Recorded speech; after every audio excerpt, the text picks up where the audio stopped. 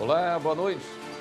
O Supremo aplica multa diária de R$5 milhões ao X por descumprimento de decisão judicial e determina que a Anatel tome providências imediatas para reativar ou bloqueio à plataforma. O plenário do STF decide se o SUS deve pagar tratamento diferenciado para o paciente que negar transfusão de sangue por questões religiosas. O Supremo promove mais uma audiência de conciliação para tratar dos incêndios florestais na Amazônia e no Pantanal. Justiça determina que a União libere recursos para contratar brigadistas para Rondônia. E ainda, eleições municipais. Tribunal Superior Eleitoral e Ministério da Justiça assinam um acordo com condutas da Polícia Rodoviária Federal em dias de votação. O Jornal da Justiça desta quinta-feira, 19 de setembro, começa agora.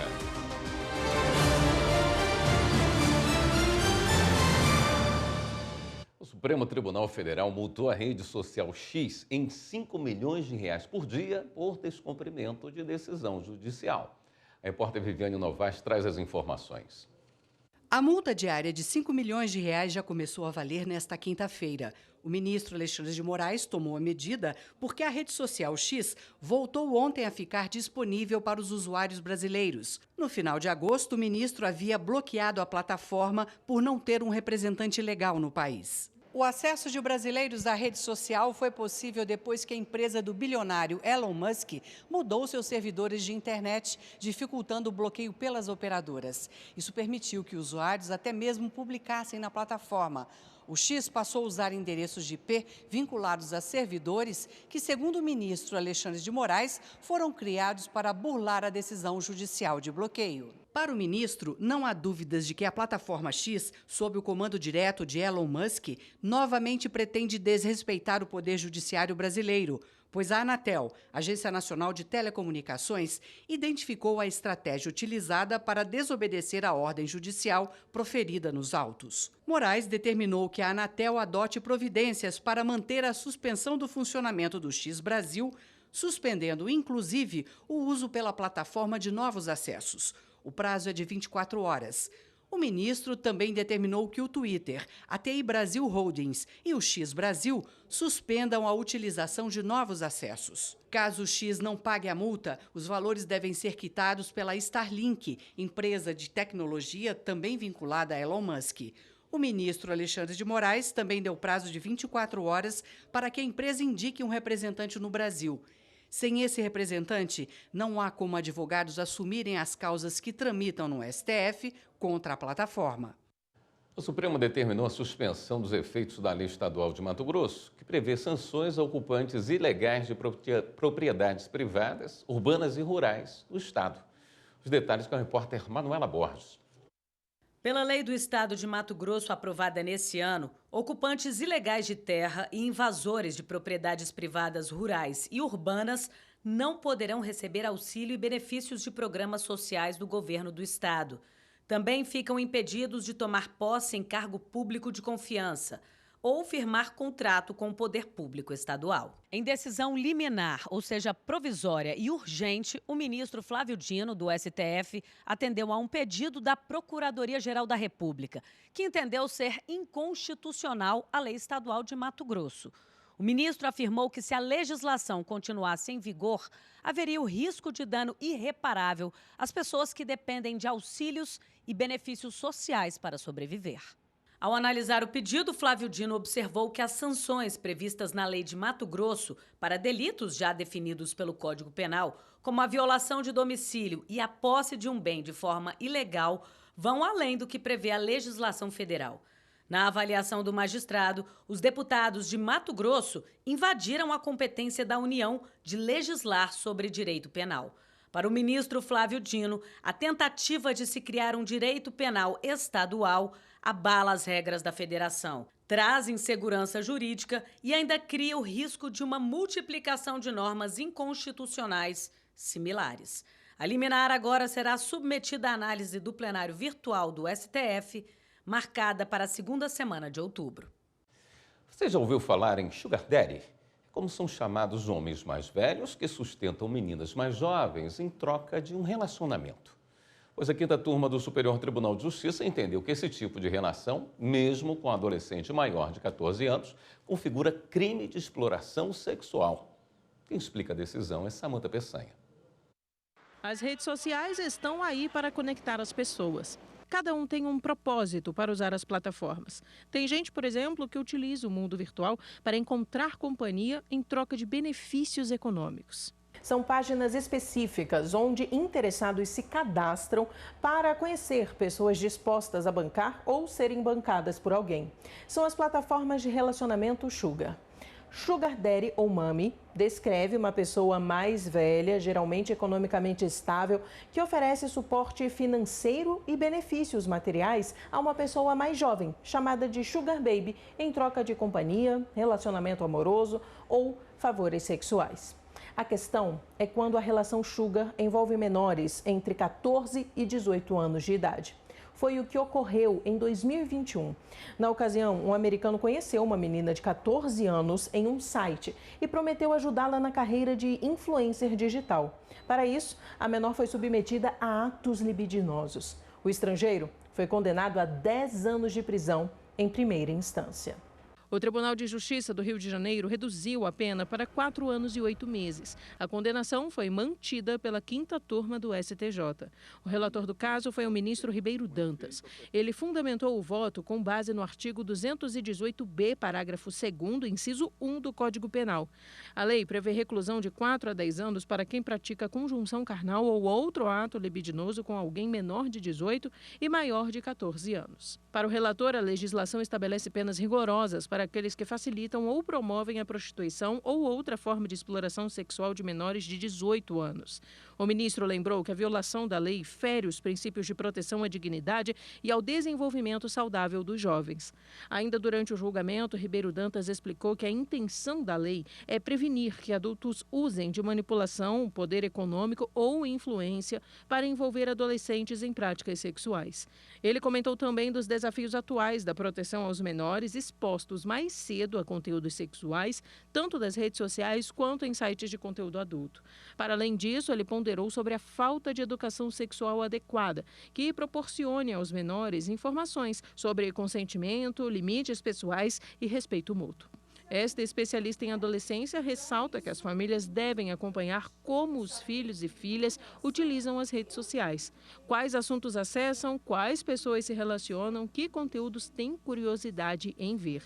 Quanto mais diálogo, mais proteção aos menores. O meu papel é cuidar. Então, para cuidar, eu tenho que ter meios para cuidar. E um desses meios é supervisionar a internet, né? Afinal de contas, é uma janela para o mundo. Tudo pode acontecer por ali, de bom e de ruim. No próximo bloco, Operação Internacional contra a Pirataria tira do ar mais de 600 sites e 14 aplicativos de streaming. E o plenário do STF decide se o SUS deve pagar tratamento diferenciado para o paciente que negar transfusão de sangue por questões religiosas. Voltamos já.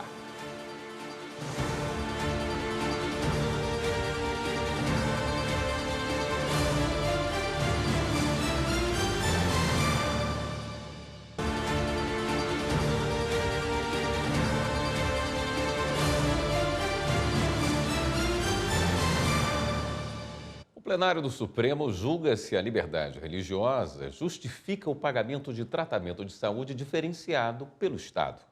O tema teve repercussão geral reconhecida, ou seja, o entendimento do STF deverá ser aplicado em outros casos. A reportagem é de Marta Ferreira. São duas questões em análise. A primeira é se testemunhas de Jeová podem recusar transfusão de sangue no SUS. A segunda é se a União deve custear procedimentos alternativos que atendam às crenças da religião.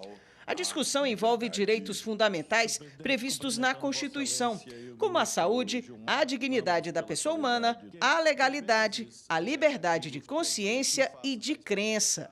O primeiro caso é de uma mulher que não aceitou transfusão de sangue durante uma cirurgia cardíaca e a unidade de saúde não realizou o procedimento. Ela recorreu, argumentando que a exigência de consentimento violava a sua dignidade e o direito à saúde. O outro caso é de um homem que pediu à justiça o custeio de uma cirurgia ortopédica pelo SUS sem transfusão de sangue, além do pagamento com os gastos com o tratamento. Ambos os processos tratam de testemunhas de Jeová. Os casos são relatados pelos ministros Luiz Roberto Barroso e Gilmar Mendes. Barroso votou no sentido de que testemunhas de Jeová podem se recusar a receber transfusões de sangue, mas essa recusa deve ser pessoal, não podendo ser estendida a terceiros ou a menores. Destacou ainda que essa recusa está prevista em normas internacionais. Sendo a declaração válida, existe esse direito, que inclusive consta de documentos internacionais, como a Declaração Universal sobre Bioética e Direitos Humanos da Unesco de 2005, segundo a qual qualquer intervenção médica deve ser realizada com consentimento prévio, livre e esclarecido do indivíduo, que pode revogá-lo a qualquer tempo. Barroso também entendeu que se o paciente não tem condições financeiras de custear tratamentos alternativos, o Estado deve arcar com as despesas. Sendo o paciente hipossuficiente, é razoável e proporcional o custeio do deslocamento e da permanência pelo tempo necessário na localidade da instituição que oferece o procedimento.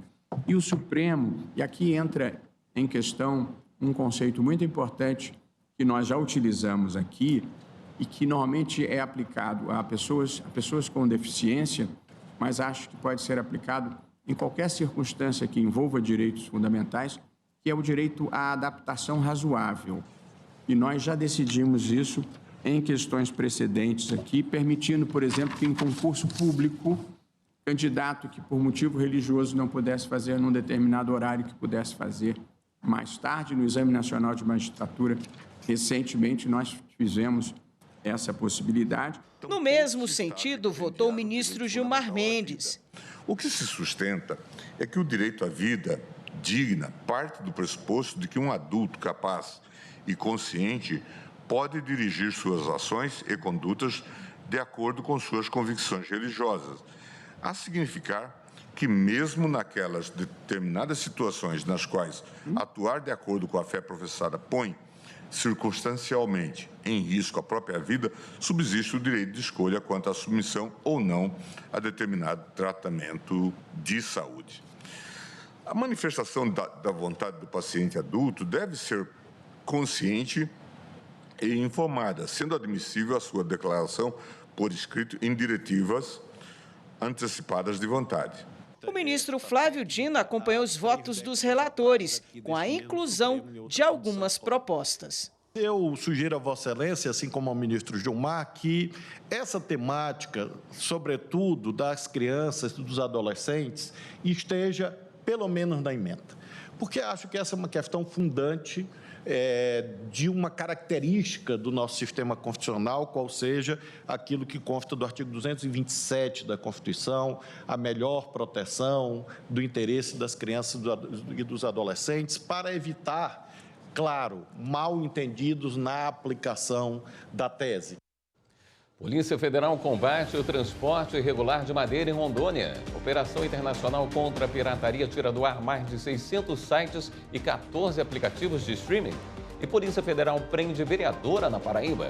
Vamos conferir. A Polícia Federal prendeu em João Pessoa, na Paraíba, a vereadora Raíssa Lacerda, do Partido Socialista Brasileiro. Ela é candidata à reeleição e suspeita de integrar um esquema que utilizava meios ilegais para obrigar que pessoas de determinados bairros votassem nela. Além da vereadora, outras 3 pessoas também foram presas e foram cumpridos mandados de busca e apreensão. A assessoria da vereadora nas redes sociais divulgou que Raíssa nega qualquer ligação com os citados no processo. O Ministério da Justiça e Segurança Pública fez a 7ª fase da Operação 404 de combate a crimes contra a propriedade intelectual na internet. Uma mobilização internacional que reuniu 9 estados brasileiros, vários países e entidades de defesa dos direitos artísticos e autorais nacionais e internacionais.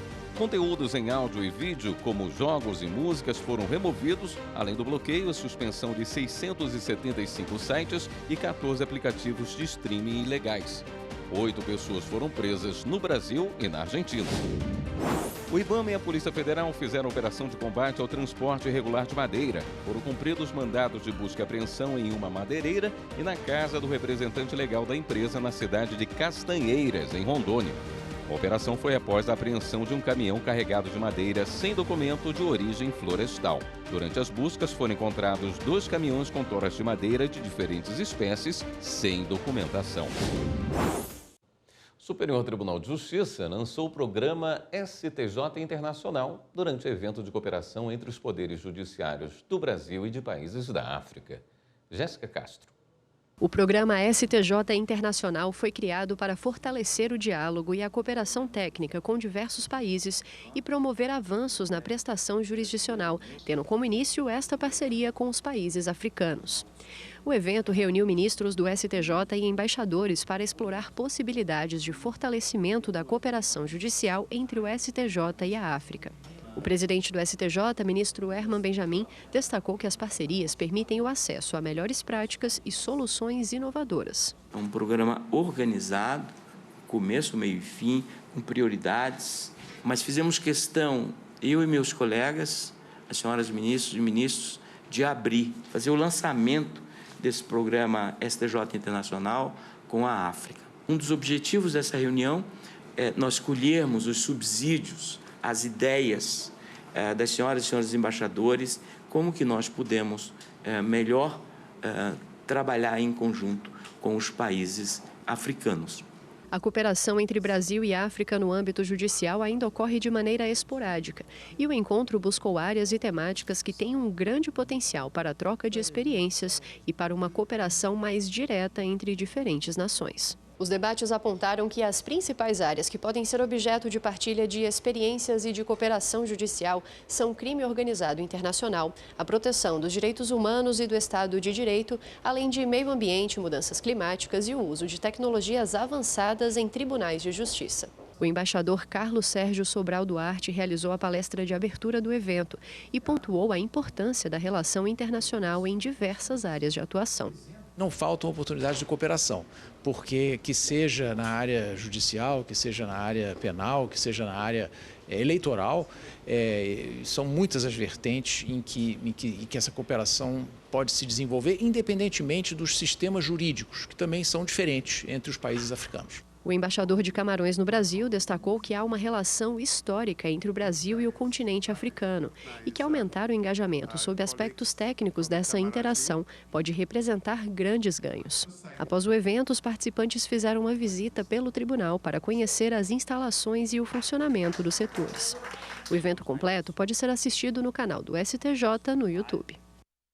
A seguir, Supremo promove mais uma audiência de conciliação para tratar dos incêndios florestais. E Justiça determina que a União libere recursos para contratar brigadistas para Rondônia. Voltamos já.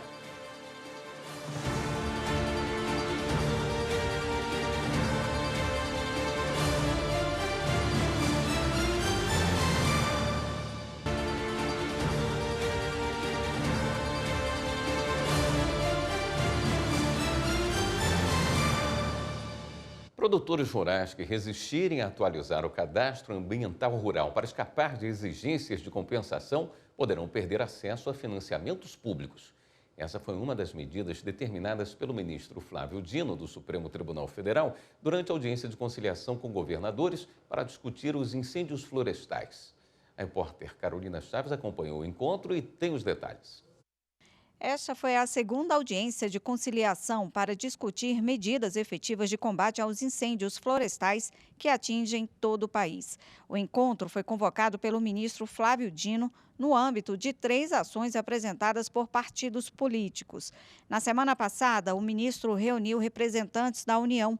Hoje foi a vez dos 9 estados que formam a Amazônia Legal e Mato Grosso do Sul, representando o Pantanal. Também participaram representantes da União, do Ministério Público e o presidente do Observatório do Meio Ambiente do Conselho Nacional de Justiça, ministro Herman Benjamin. Na abertura, o ministro Flávio Dino lembrou que em março o Supremo considerou que o país estava em um estado de coisas inconstitucional no que diz respeito ao meio ambiente, mas mas em via de retomar a constitucionalidade. O ministro afirmou que essa posição pode ser revista. Se necessário for, é claro que o Supremo vai, novamente, se necessário e se provocado, debater a incidência ou não do estado de coisas inconstitucional à luz do artigo 225. Nós estamos cuidando, evidentemente, da fauna, da flora, da vida de um modo geral e também da economia brasileira. O ministro comunicou ainda que o governo federal liberou hoje 514 milhões de reais em crédito extraordinário para medidas de combate aos incêndios e explicou que a decisão dele autorizando esse crédito extra está prevista na Constituição. Ao convocar a audiência de conciliação, o ministro Flávio Dino elaborou uma série de perguntas em 9 itens para saber o que os estados e os municípios têm feito no combate aos incêndios. Cada estado e demais participantes da reunião tiveram 10 minutos para se manifestar. Entre as perguntas, o ministro quis saber qual o efetivo usado por cada estado no combate aos incêndios, como cada governo estadual contabiliza o alcance dos incêndios na Amazônia e no Pantanal nos anos de 2023 e 2024. Se os estados fizeram mobilização e articulação com os municípios para a implementação das ações de combate aos incêndios. E se existe um sistema nacional que faça a integração dos dados federais e estaduais de autorização de supressão vegetal. O primeiro a se manifestar foi o governo de Mato Grosso. O governador Mauro Mendes afirmou que a questão climática tem se agravado e o Pantanal vive um cenário dramático. Segundo ele, 99% dos casos de incêndio são provocados por ação humana. Alguns estados informaram que as dificuldades no combate aos incêndios extrapolam as questões ambientais. No Macapá e Amazonas, por exemplo, há dificuldade de acesso aos lugares mais remotos. Também foram citados problemas como os conflitos de terra e ações criminosas, como o tráfico e garimpo ilegal. Outro ponto destacado pelo governo de Mato Grosso foi a resistência de produtores rurais de validar o CAR, Cadastro Ambiental Rural. Porque em boa parte deles, ao validar, vai ter que fazer compensações. Um vai e volta, o cara não quer, coloca problema, vai e volta. Porque enquanto está em análise, o CAR permanece ativo. E, estando ativo, evita que todas as restrições previstas possam ser aplicadas. O ministro Flávio Dino sinalizou a possibilidade de impor punições para esses ruralistas. Estou pensando, governador, e nós vamos ouvir as partes, de suspender o acesso a Plano Safra, todos os financiamentos federais, etc. E no final da audiência, o ministro Flávio Dino determinou medidas que devem ser adotadas pelos estados e por vários órgãos, como o Ministério do Meio Ambiente, IBAMA e a Advocacia Geral da União. Ao vivo, a repórter Viviane Novaes traz mais detalhes para a gente. Oi, Viviane, boa noite. Oi, William, boa noite para você e boa noite a todos. Olha, além desses órgãos e dos estados que você citou, o ministro Flávio Dino determinou que as corregedorias dos tribunais de justiça e dos tribunais regionais federais que atuam na Amazônia Legal e no Pantanal verifiquem se há inquéritos civis públicos ou policiais, além de ações civis públicas e penais sobre crimes ambientais, incluindo casos de falsidade do Cadastro Rural Ambiental. E que essas corregedorias, William, adotem medidas para que os inquéritos ou ações tenham a tramitação legal adequada com duração razoável dos processos. O ministro disse que as reuniões vão prosseguir, agora na fase de execução de tudo que foi deliberado na audiência de hoje e na anterior. William. Obrigado pelas informações, Viviane.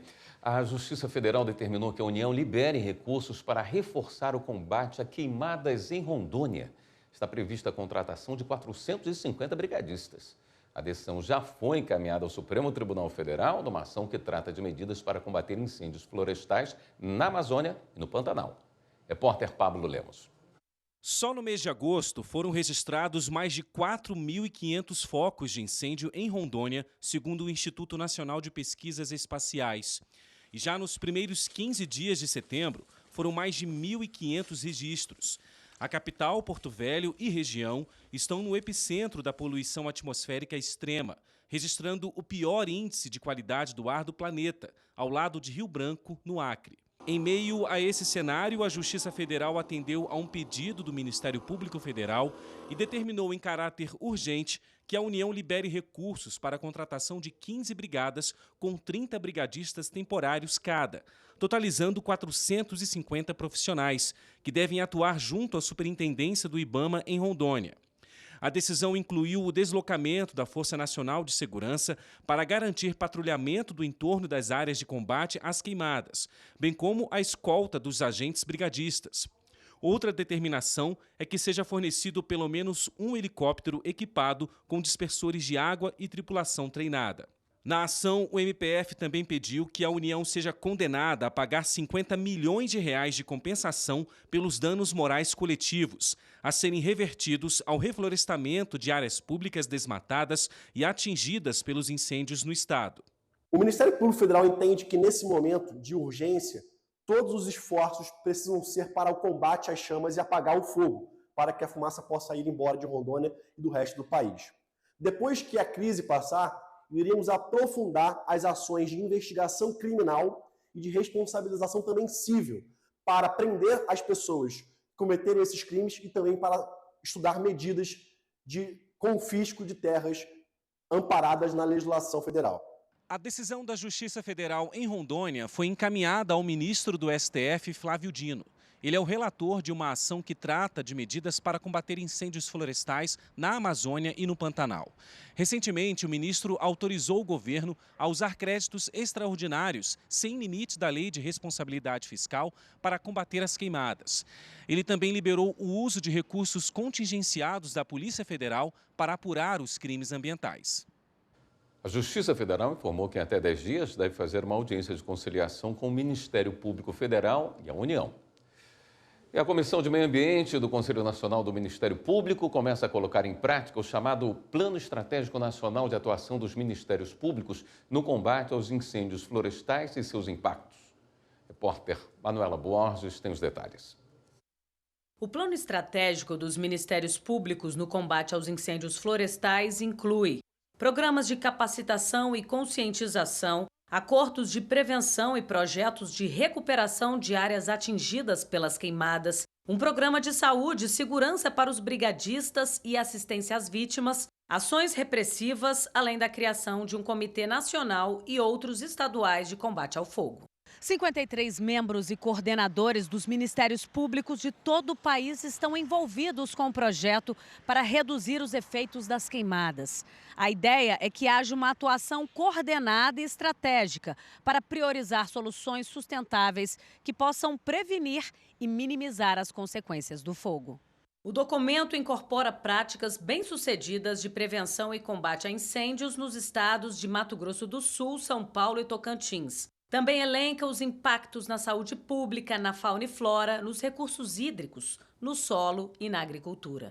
De acordo com o Ministério Público, as principais causas de incêndios hoje são a ação humana, mudanças climáticas, falta de monitoramento e fiscalização e o chamado Triângulo do Fogo, que envolve clima favorável, combustível disponível e causa de ignição. Além de prever ações de repressão, combate e de recuperação ambiental, o plano também propõe parcerias institucionais, uso de tecnologia e fomento a uma cultura de fiscalização ambiental. A seguir, a posse de Antônio Carlos Ferreira como ministro efetivo do Tribunal Superior Eleitoral. E o TSE e o Ministério da Justiça assinam acordo com condutas da Polícia Rodoviária Federal em dias de votação. Voltamos já.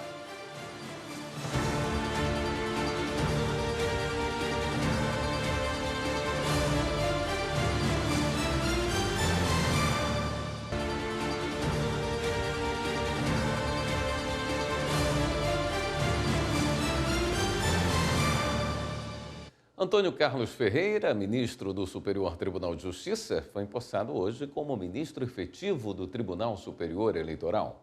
Repórter Rimac Souto.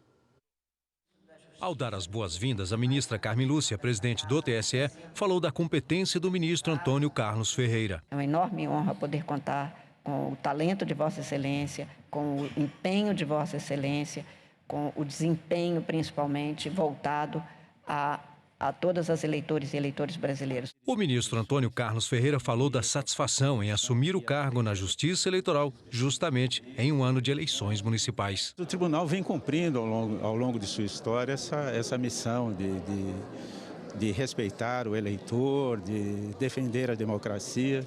E, nesse sentido, é também o meu compromisso com o tribunal, de honrar as tradições do Tribunal Superior Eleitoral. Antônio Carlos Ferreira, que já era substituto do TSE desde junho de 2023, assumiu o cargo depois da saída do ministro Raul Araújo, no início deste mês de setembro. Antônio Carlos Ferreira é formado em Direito pelas Faculdades Metropolitanas Unidas de São Paulo. É ministro do STJ desde 2011. Por mais de 27 anos foi advogado de carreira da Caixa Econômica Federal, onde também ocupou o cargo de diretor jurídico entre 2003 e 2010.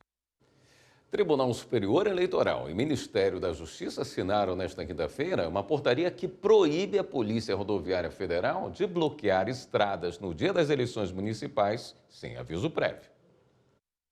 Durante a assinatura, a presidente do TSE, ministra Carmen Lúcia, ressaltou que a portaria tem como objetivo assegurar a livre circulação da população e garantir a segurança durante o primeiro e segundo turnos das eleições municipais. Essa é uma portaria conjunta que tem o objetivo de não permitir que o Estado atrapalhe o que é um direito fundamental de todo mundo, que é o direito de livremente se locomover para chegar aos locais de votação e exercer igualmente livremente o direito de voto.